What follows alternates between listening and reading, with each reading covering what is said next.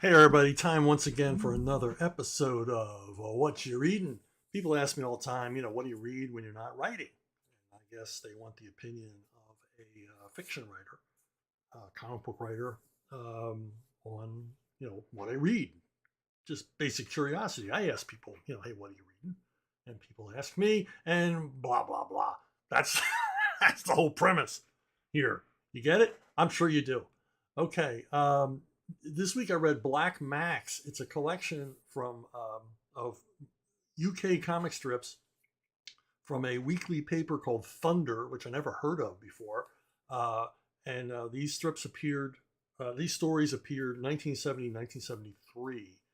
And this was recommended by someone, I can't remember where. One of you, probably listening right now, recommended this to me.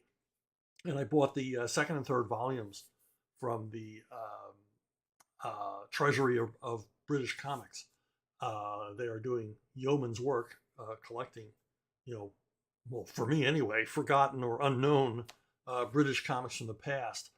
This one, the thing that attracted me to this was the writing is by Frank Pepper, who I'm not familiar with, but the art is by Alfonso Font.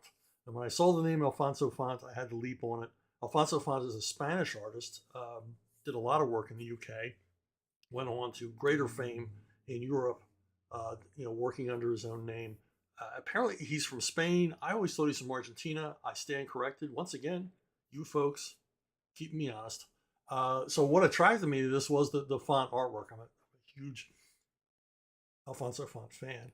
And the premise is crazy, like so many UK weeklies were in this period.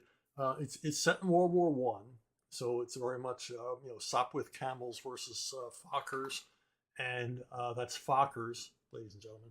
And the main villain here, of course, is a German, and he's a nobleman, and his name is Black Max. The British have given him the name Black Max, and his gimmick is he's got a bunch of gigantic bats that he's trained for combat. I mean, these are huge bats. I mean, these are bats the size of grizzly bears with wingspans greater than the planes they're attacking. And there's lots and lots of World War One action. Black Max's constant nemesis is a character named Tim Wilson. He's a RAF pilot who constantly plagues Black Max, foils all of his devious plans to have bats attack London. Bats attack the Tommies on the front lines in the trenches and all the rest of it. And the premise is crazy, but it's a lot of fun. And it was obviously, it had to have been inspired by the American pulp writer Ray Hogan, who wrote a series of pulps about G8 and his battle aces, another World War One aviation epic. And one of those featured the Batstaffel. One of the pulp novels had these giant bats attacking planes. And I find it hard to believe that two people came up with exactly the same idea a few years apart. And G8 and his battle aces would probably have been known in the UK because paperback reprints were readily available throughout the late 60s, early 70s. I read a bunch of them when I was in junior high. And they had these terrific Jim Steranko covers. So I'm certain that the creators of Black Max saw these. But anyway, it's fun. It's action packed. It probably wasn't meant to be read as a graphic novel because it gets a little repetitive. That every story involves giant bats attacking World War One airplanes, and the bats get bigger and they get meaner, but not much else happens as far as character arcs. Tim Wilson's narrow escapes from capture. Black Max's constant narrow escapes from being killed in the skies or in crashes recur over and over and over again.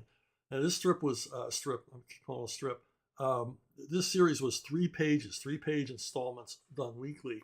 And I think read weekly, it was a richer experience as you anticipated the resolution of the cliffhanger each week and probably read cool. Not to say that I didn't enjoy it, but the story gets a little thin.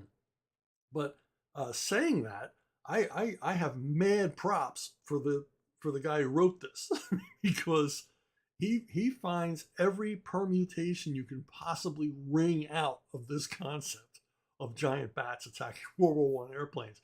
He comes up with more cliffhangers and narrow escapes, and the hero just squeaking by. And he was not afraid of putting his characters in really tight corners and then working a way out for them. So hats off, because if you're handed a premise like this and told, hey, you're going to write this for 3 years, it's a bit daunting. So strictly from a writer's standpoint, this guy walked the walk. But it's fun. It's fun stuff. And the Alfonso font artwork, even though it's early font, I really enjoyed it. Very evocative and wild stuff. While I got you, hey, The Horseman, my new series with Joe Bennett from Rippaverse, is the first graphic novel, is up for pre-order at Rippaverse. You can find it. I'll put a link in here so you can find it easier. And it's up. It's ready to go. It'll be fulfilling in November. Everything's complete. I assure you, this is completely finished. And it's from your good friends at Rippaverse. So thanks for listening. Thanks for watching. I will keep reading and see